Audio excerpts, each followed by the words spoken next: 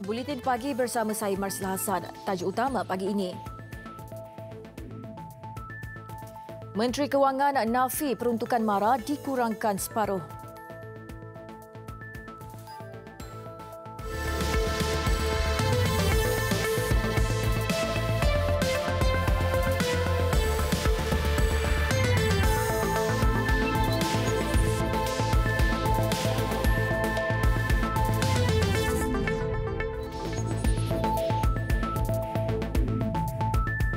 Assalamualaikum dan salam sejahtera.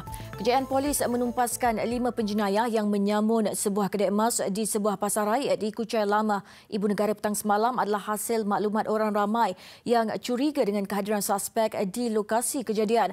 Ketua Polis Kuala Lumpur, Datuk Seri Mazlan Lazim berkata, bertindak atas maklumat pasukan polis dari bahagian jenayah berat di 9 Jabatan Siasatan Jenayah JSJ Selangor yang berada berhampiran lokasi bergegas ke pasaraya berkenaan. Pun maklumat ni daripada orang ramai mengatakan bahawa adanya orang yang mencurigakan dia berkeliaran di kawasan pasaraya ini. Jadi apabila dapat maklumat begitu, pihak kita yang paling dekat sekali adalah D9 IPK Selangor telah pergi cepat. Kita ada IPK Kuala Lumpur sedang operasi juga, tapi jauhlah sikit kan. Cuma di sini IPK Selangor telah dulu sampai ke tempat ini dan bertembung dengan mereka ni. Dalam kejadian semalam, polis menembak mati 4 penjenayah di lokasi kejadian, manakala seorang lagi suspek ditembak dalam kenderaan yang dikejar oleh anggota polis kira-kira 400 meter dari lokasi terbabit. Seorang lagi suspek berjaya ditahan. Polis menemui semua barang kemas yang dirompak suspek, merampas 2 pucuk pistol, sebilah kapak dan sebilah parang serta 2 buah kenderaan iaitu Mercedes dan Pro 2 Myvi. Identiti kumpulan berkenaan masih dalam siasatan mengikut Seksyen 3 Akta Senjata Api kurungan penalti lebih berat 1971. Kejadian itu turut mengakibatkan seorang anggota polis cedera akibat terkena tembakan di kaki.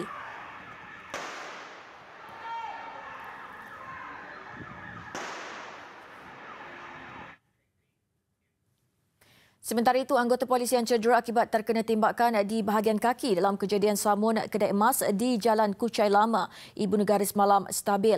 Ketua Jabatan Siasatan Jenayah Selangor, SAC Fazil Ahmad berkata pembedahan akan dilakukan hari ini bagi mengeluarkan peluru di kaki anggota berpangkat korporal berusia 37 tahun itu. Beliau mengalami kecederaan di lutut dan sekarang ini pihak hospital sedang membuat X-ray dan difahamkan beliau akan menjalani pembedahan untuk mengeluarkan anak peluru yang berada dalam lutut dia. Anggota polis yang cedera menerima rawatan di Pusat Perubatan Universiti Malaya PPUM.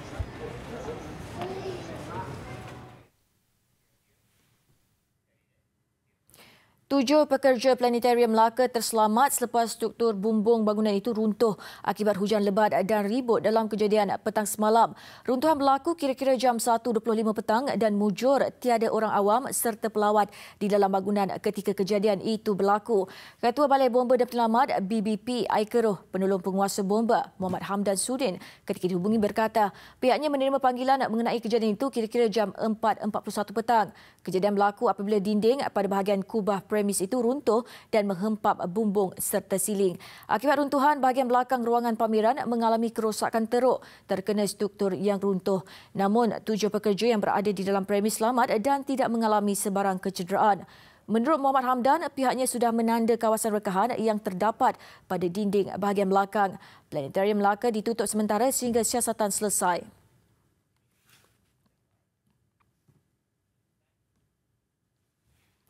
Pihak berkuasa tempatan PBT digesa memperkenalkan dasar mengawal keselamatan orang ramai ketika makan di jalan awam. Ahli Majlis Keselamatan Jalan Raya Tan Sri Lee Lamtai berkata PBT perlu melarang semua kedai makan dan restoran termasuk gerai mamak meletak meja, kerusi atau bangku di tepi jalan bagi mengelak insiden pelanggan dilanggar kenderaan di jalan awam. Ia berikutan tragedi seorang wanita maut apabila kenderaan pacuan 4 roda merempuh pelanggan ketika menjamu selera di sebuah restoran di Taman Equine Sri Kembangan, Selangor baru-baru ini, menimbulkan isu keselamatan apabila restoran itu meletakkan meja di tepi jalan untuk pelanggan. Katanya kejadian sama pernah berlaku pada Jun 2003 apabila sebuah kereta merempuh pelanggan yang duduk di luar restoran mamak 24 jam.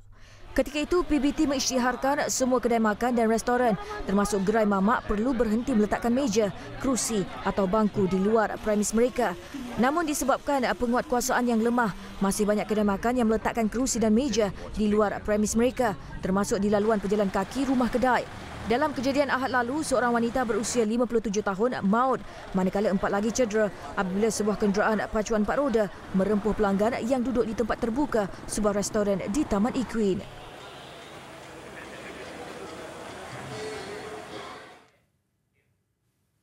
Menteri Kewangan Lim Guan Eng menafikan dakwaan peruntukan Majlis Amanah Rakyat MARA dikurangkan separuh dalam Belanjawan 2019.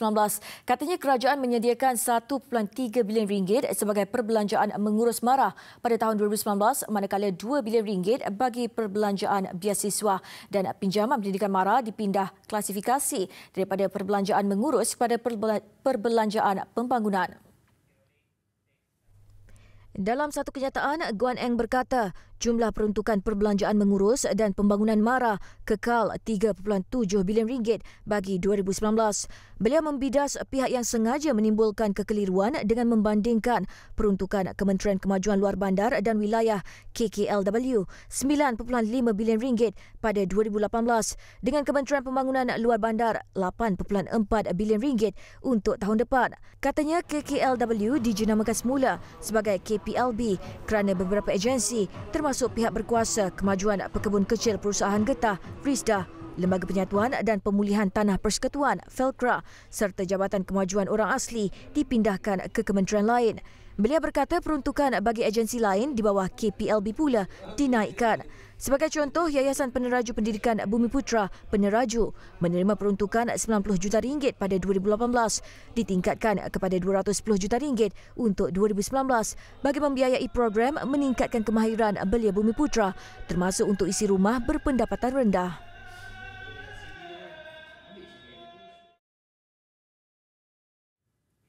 Sementara itu, Guan Eng turut memberi jaminan kerajaan kekal komited dalam membantu petani, pekebun kecil, pesawah dan nelayan serta bagi memastikan subsidi yang diperuntukkan benar-benar sampai kepada golongan berkenaan. Dalam satu kenyataan, Guan Eng berkata kerajaan komited kepada pertanian sebagai sektor ekonomi strategik. Sehubungan itu katanya penting untuk bantuan subsidi ditukar kepada pendekatan bersasar yang membantu golongan yang tulen berusaha dan perlukan bantuan dan bukan pendekatan tersasar ketika ini yang membazirkan ratusan juta kerana memanfaatkan mereka yang tidak layak. Beliau mengulas kenyataan beberapa pihak yang mengkritik Belanjawan 2019 yang didakwa mengetepikan kepentingan golongan terbabit.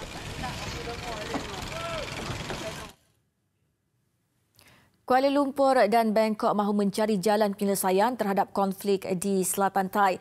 Menteri Pertahanan Mohammad Sabu berkata isu mengenai konflik selatan negara jiran itu antara topik yang akan dibincangkan dalam pertemuannya dengan Timbalan Perdana Menteri dan Menteri Pertahanan Thailand Jeneral Prawit Wongsuwon hari ini. Selepas mengadakan pertemuan dengan Prawit, Mohammad Sabu akan mengadakan kunjungan hormat ke atas Perdana Menteri Thailand, Jeneral Prayut Chan-o-cha. Terdahulu, sejurus selepas ketibaannya di Bangkok, beliau dibawa melawat kemudahan yang terdapat di Counter Terrorist Operations Centre milik Tentera Diraja Thailand serta menyaksikan demonstrasi operasi menyelamat tebusan oleh anggota komando Thailand.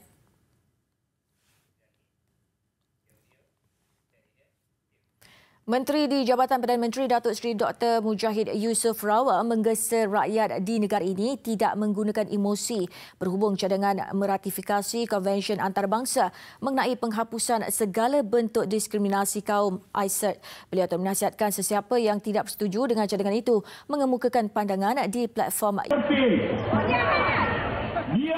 Datuk Seri Dr. Mujahid berkata demikian bagi mengulas mengenai perhimpunan besar-besaran membabitkan penyertaan ahli PAS dan UMNO yang akan diadakan di Ibu Negara pada 8 Disember ini. Perhimpunan itu bertujuan menyatakan bantahan orang Melayu dan Islam terhadap tindakan Kerajaan Persekutuan yang dikatakan mahu meratifikasi ICERT.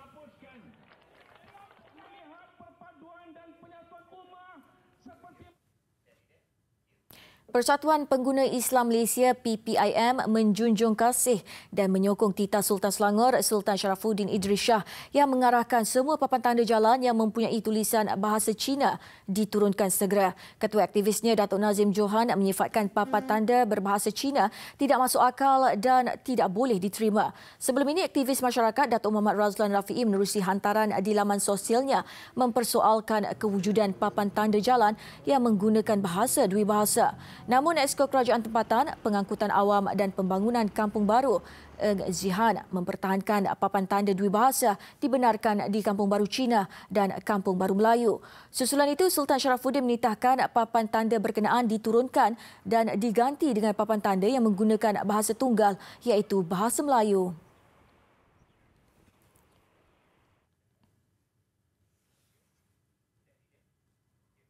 Usaha Kerajaan Negeri Pulau Pinang menjadikan negeri itu bebas asap rokok menerusi kempen Pulau Pinang Bebas Asap Rokok. PENBAH mendapat pengiktirafan Pertubuhan Antarabangsa. Pengiktirafan itu diberi Pertubuhan Kawalan Tembakau Asia Tenggara (SITKA) dan Pertubuhan Kesihatan Sedunia (WHO). Perkara itu dimaklum Pengerusi Jawatankuasa Kesihatan, Pertanian dan Industri Asas Tani serta Pembangunan Luar Bandar Negeri, Dr. Afif Bahardin dalam satu kenyataan. Katanya beliau menerima anugerah itu ketika menghadiri Mesyuarat Serantau Bebas Asap ke-6 wilayah Asia Pasifik di Hoi An, Vietnam semalam. Selain Pulau Pinang, turut mendapat pengiktirafan ialah Melaka. Katanya sejak 2012, PENBAH mula memenuhi perkara 8 Konvensyen Rangka Kerja Kawalan Tembakau FCTC WHO. Ia dimulakan untuk melindungi komuniti Pulau Pinang dari asap rokok dengan melaksanakan dasar bebas asap rokok yang berkesan. Untuk permulaan, 6 taman rekreasi telah diwartakan sebagai taman bebas asap rokok sejak 1 Oktober 2012. Diikuti larangan merokok di semua bangunan dan kawasan awam di Tapak Warisan Dunia Georgetown pada 4 Julai lalu.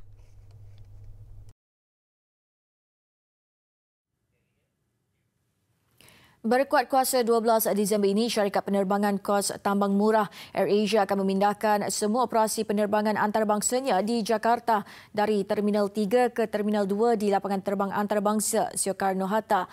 AirAsia melalui satu kenyataan berkata langkah itu melibatkan semua penerbangan AirAsia termasuk penerbangan domestik akan beroperasi daripada satu terminal serta tiada perubahan terhadap jadual penerbangannya. Sehubungan itu, penumpang yang berlepas dari Jakarta dinasihatkan untuk daftar masuk melalui airasia.com atau aplikasi mudah alih AirAsia dan mencetak pas masuk mereka sebelum pergi ke lapangan terbang serta tiba di lapangan terbang sekurang-kurangnya 3 jam sebelum penerbangan. Kaunter AirAsia untuk bagasi, daftar masuk dan perkhidmatan lain akan terletak di kaunter 73 hingga 80 pintu 4 pada tingkat pelepasan di tingkat 2 Terminal 2F. Syarikat penerbangan itu menasihatkan penumpang tanpa bagasi diperiksa juga boleh menggunakan kios layan diri AirAsia yang terletak berhampiran kaunter untuk mendaftar masuk atau mencetak semula pas masuk dan digalakkan untuk terus ke kaunter immigration serta tiba di pintu masuk 45 minit sebelum penerbangan.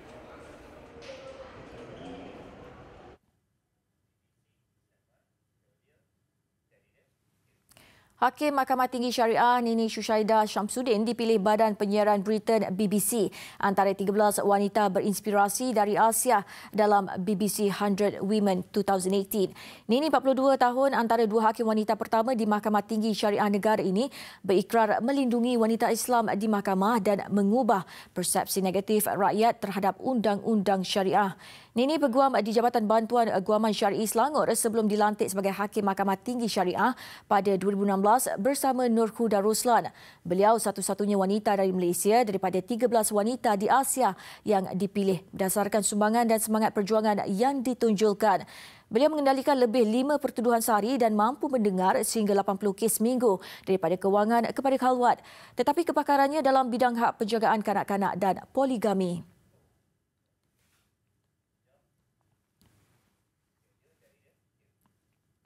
Masalah pengangguran bukanlah isu baru di negara ini.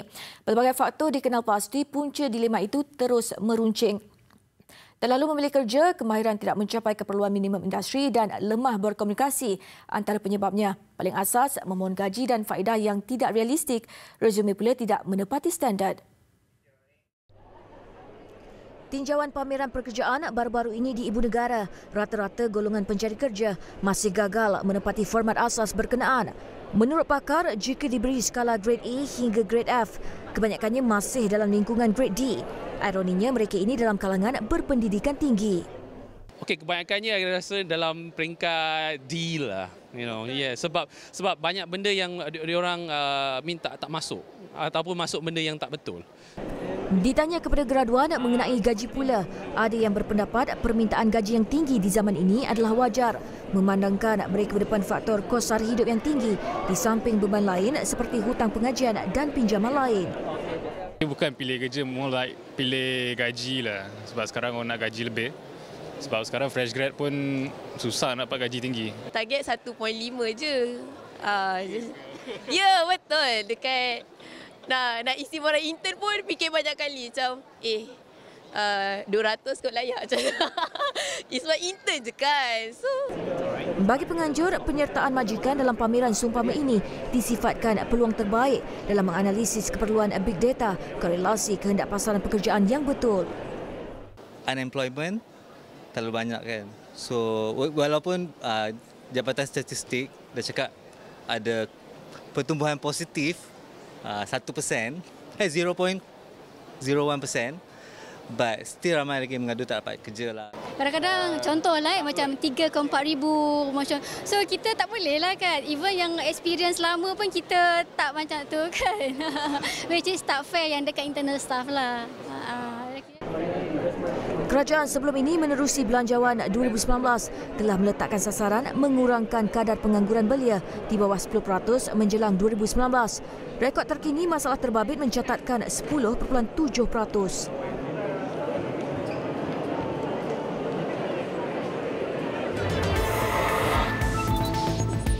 Ahli keluarga mangsa gempa bumi Palu berharap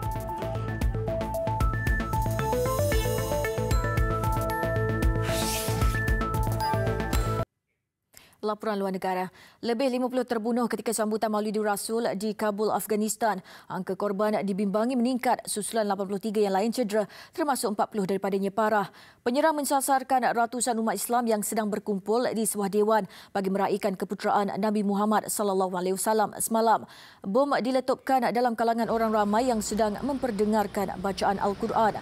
Saksi mendakwa kekuatan bom menyebabkan dewan itu musnah dengan kaca tingkap bertaburan. 30 ambulans dikejarkan ke tempat kejadian untuk membantu mangsa. Presiden Ashraf Ghani menyifatkan serangan itu tidak berunsurkan ajaran Islam dan ianya tidak boleh dimaafkan. Beliau mengisytiharkan hari ini sebagai tempoh berkabung. Setakat ini belum ada pihak mengaku mendalangi serangan berkenaan.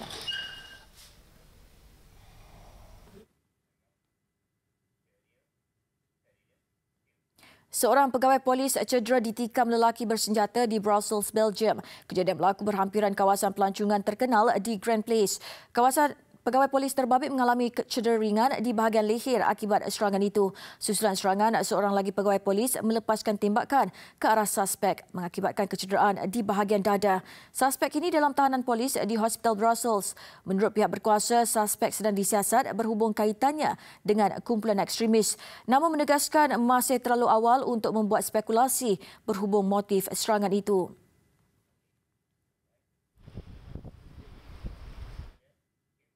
Berharap mayat keluarga ditemui untuk dikebumikan dengan sempurna. Doa itu dipohon Hasna, seorang daripada keluarga mangsa yang kehilangan 3 daripada keluarga besarnya ketika daerah Petobo, Palu tenggelam susulan gempa bumi akhir September lalu. Mengambil keberkatan Maulidur Rasul, doa itu terus dipanjatkan ketika mengunjungi lokasi berkenaan. Nadia Mohsin melaporkan. Dianggarkan 70% daripada lebih 3 juta populasi di sini beragama Islam. Justru sambutan Maulidur Rasul tentunya diadakan dengan besar-besaran dan dengan meriahnya. Namun segalanya berubah wajah pasca bencana akhir September lalu. Maulidnya berzikir untuk ini Kota Palu ini kesian kejadiannya ini, kita minta baik-baik saja. Itu macam keluarga-keluarga yang tinggal itu kita minta kasihan ya, jangan bersedih hati lagi, yang ini sudah dipasrahkan ya, jadi ya, kita siang malam juga berdoa. Pencairan tanah di Petobo, Balaroa dan Jono Oge dipicu gempa bumi dengan kekuatan 7.4 skala Richter. Lebih 5,000 orang dipercayai tertimbus dalam tragedi itu. Dari Palu, Indonesia, Nadia Mohsin, Rahimah Rahim melaporkan.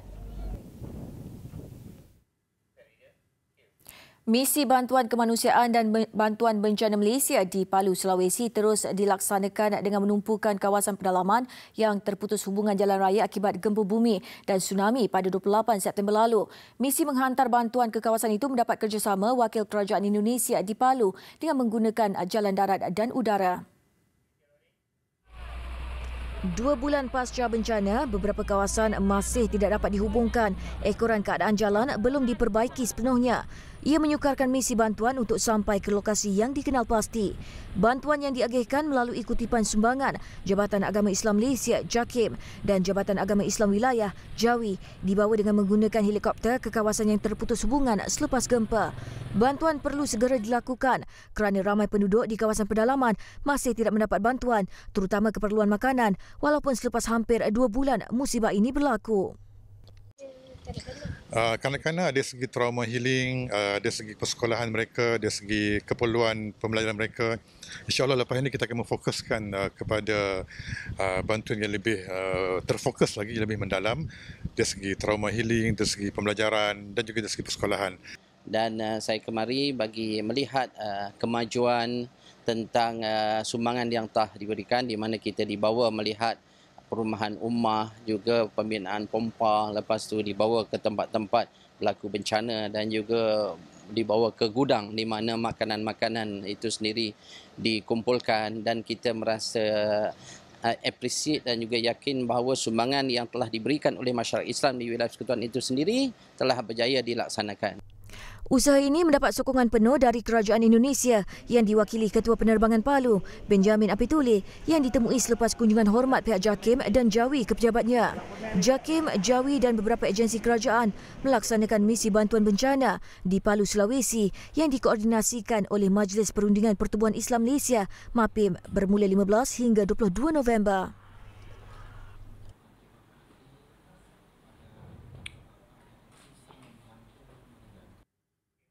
Beralih ke sukan Piala EFF Suzuki 2018.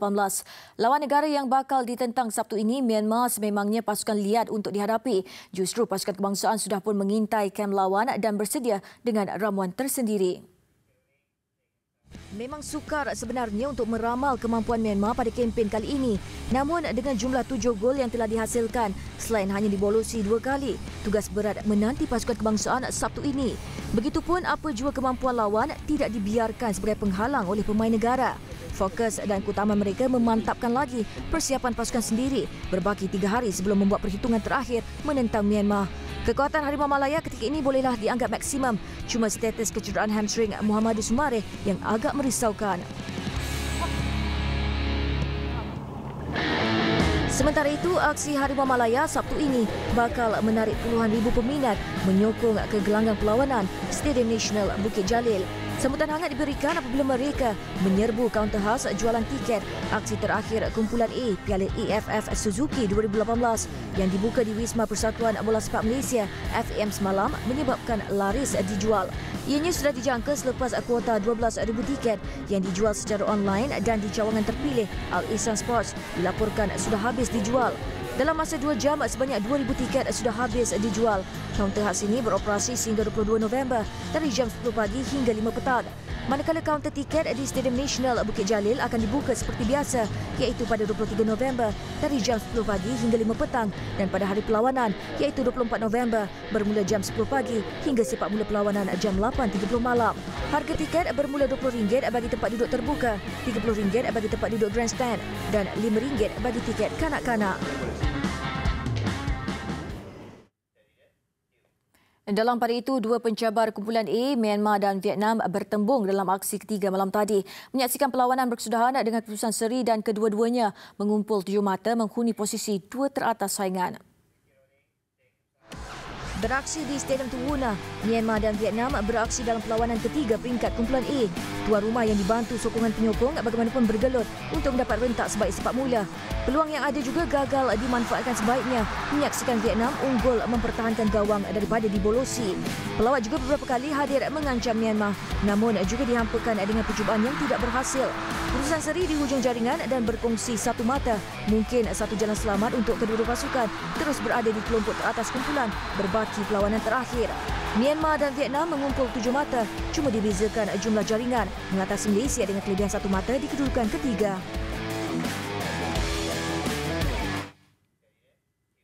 Sekian paparan Buletin Pagi. Mengakhirinya, saksikan penghasilan karya seni menggunakan teknik letupan di Florence, Italy. Saya Marcella Hassan, salam hormat dan Assalamualaikum.